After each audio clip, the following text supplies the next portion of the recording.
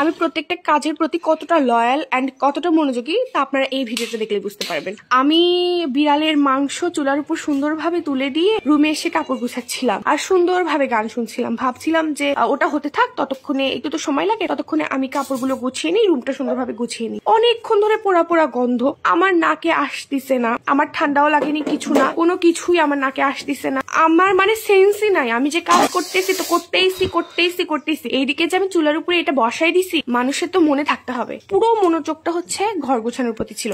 হঠাৎ করে দেখি একদম চূড়ান্ত লেভেলের ধোঁয়া, সম্পূর্ণ বাসা ধোঁয়ায় ধোঁয়াময় হয়ে গেছে। তখন এসে আমার সেন্স ফিরছে, আল্লাহ আমি তো চুলার উপরে মাংস দিয়ে আসছিলাম, দেন গিয়ে নামাইলাম। এখন আমার মা আর আমার জামাইয়ের কাছে আমার আকুল নিবেদন, যেহেতু কেউ কাছে নেই, কেউ যেন এই ভিডিওটা দেখে আমাকে ফোন করে গালাগালি দিও না বা বাড়িতে ফিরে আমাকে বকাবকি করো না। আমি যে বেঁচে আছি, কোনো যে দুর্ঘটনা হয়নি, এই তো তোমাদের সাত পুরুষের কপাল। আচ্ছা মানলাম আমি না হয় কাজে ব্যস্ত ছিলাম বা সবকিছুই মানলাম, আমি না হয় টের পাইনি, আমারই দোষ, সম্পূর্ণ দোষটা আমার। কিন্তু এই যে ফ্লাবি ইনি, এই ক্যাটটা সারা বাড়ি সহ মানে সুন্দরভাবে ঘুরে বেড়াচ্ছে কেন রে?